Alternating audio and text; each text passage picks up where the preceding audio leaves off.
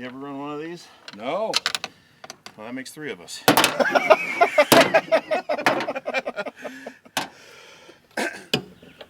gotta know the blade's on backwards. Oh.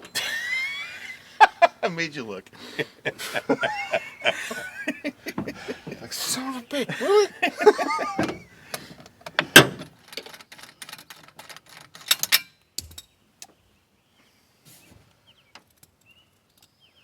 You ever see the Three Stooges try to do something? I'm Curly. I guess that makes me Larry. Getting the camera angle right? Yeah. As always, moving the camera is the hardest thing to do. One of my friends on Facebook said I should have put that sturgeon on my sawmill. Inflate it? Yeah.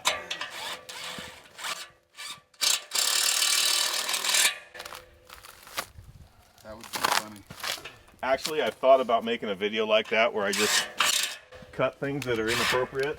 Well, there's a woodworker who cut a pizza on a table saw and got huge views. Yeah, see, that's what I'm thinking. If I cut a fish or a, a live beehive or sell out. We'll try it if I get some milk this year. Oh. Okay.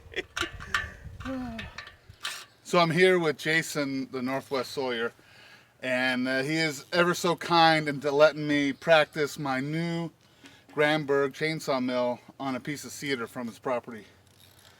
So I laid out this ladder, I lag bolted it in, and now I need to adjust the height of this so I can get past the tips of the lag bolt and get my first cut. Getting your first cut is important because then you don't have to use the ladder after that, and you can just use your first cut as your flat surface. This is my first time doing this. I've never done this before. Brand new mill off Amazon. Secondhand saw off Craigslist. Running a Stihl 461 with a 32-inch bar and a skip tooth chain. I have some ripping chain on order, but it's just not here yet, so we'll have to make do with the skip tooth. Yeah, let's get after it. Let's see what happens.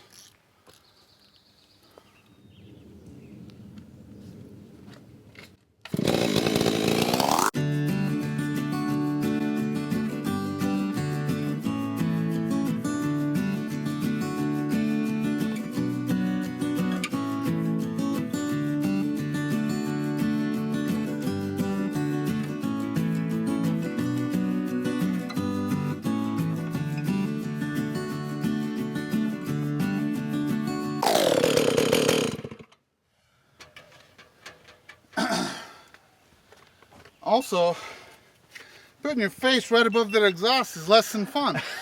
Well, I'm wondering, is it supposed to go that way, or could you flip it 180 and have the saw head be, up from the blade so that you're not bent over so far? Because it looks extremely comfortable on the back. Yeah. Yeah, that way Or does you'll that be holding it up here. Yeah. Yeah, I think I put it in backwards. Well, that's an easy fix. Yeah. Yeah, just flip her over. So here's what we learned. I forgot to put wedges in, and I think the weight of the first cut started to bog down the chain, and I think I have my saw upside down because I'm getting blasted in the face with the exhaust, which is not good.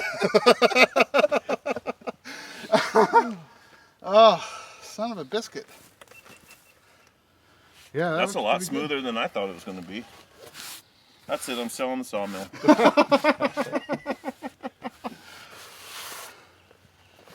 Yeah. And what I like is the idea is I can take that mill up in the woods. Right.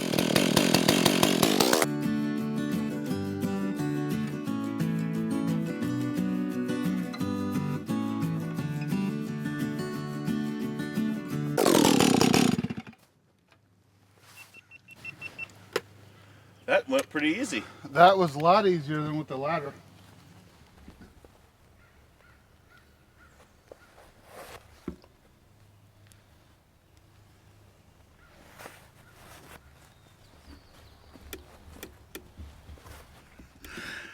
So I've done basically 3 cuts. One, the first cut to take the top portion off, and then 2 slabs.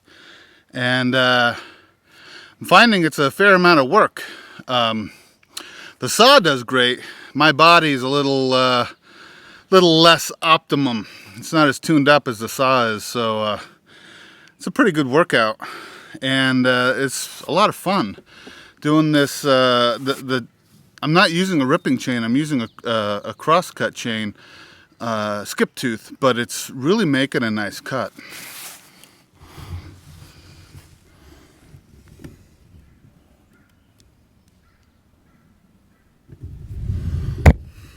Don't know how that'll turn out, but come over here. Stand in here. All right. What do I get to hold?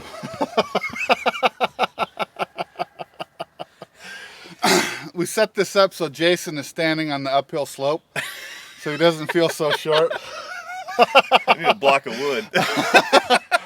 So Jason invited me out to his property to mill up this cedar he had, and I ended up with 4 2-inch slabs, 8 feet long, and got to use my brand new Granberg chainsaw mill, the Alaskan Mill, and I'm running it with a Stihl 461, and I'm really happy. I think it did great. Absolutely.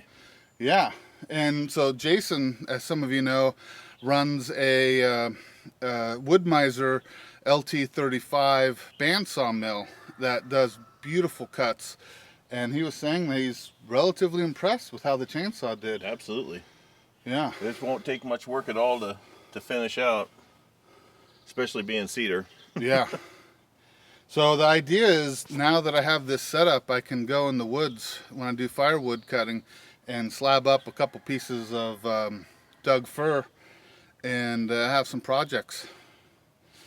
Thanks a lot for having me out, man. My pleasure, my pleasure.